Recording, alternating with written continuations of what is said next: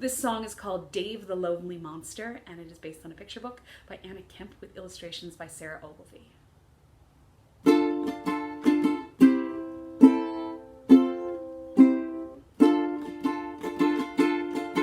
Once upon a time in a retirement cave lived a lonely monster. His name was Dave. His bad old days, he'd been a pest. He'd romped, he'd roared, he'd made a mess, until folks who like things nice and neat and don't like monsters on their street banished Dave to Echo Rock, lonesome as a single sock. Poor Dave. There he stayed for 6 decades, just Dave and his guitar, strumming songs no one could hear, from the dusk to the morning star. And even worse, the local knights would try to get old Dave to fight by laughing at his toothy grin, his wonky ears and scaly skin.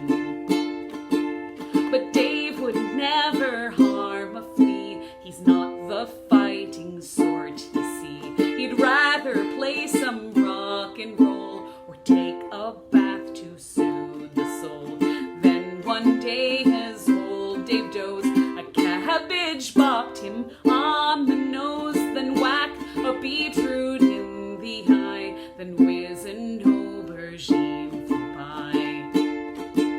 Then leaping from behind the gorse, a tiny knight in a hobby horse waved a carrot at the sky. Prepare to meet your doom, he cried. How old are you? The monster gasped. I'm 6, said Tiny, since you asked. My name is Percival the Brave, and you're that fiendish monster, Dave. The monster raised his aching head. Well, that's not very nice, he said. Don't you know a proper knight is always kindly and polite? And though I might look fierce to you, we monstrous beasts have feelings too. Cause he hadn't thought of that, he stopped and stared subdued. He blushed down to his boots and said, I'm sorry I was rude.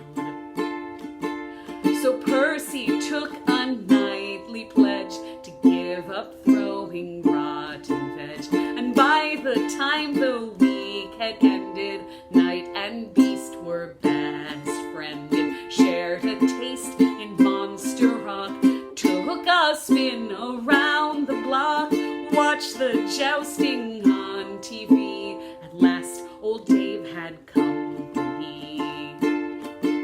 But back in town across the bay, folks got grumpier by the day. Tranquility had reigned for years, and everyone was bored to tears. They sighed, you know what would be smashing? Good old-fashioned monster bashing. Why don't we make a day of it?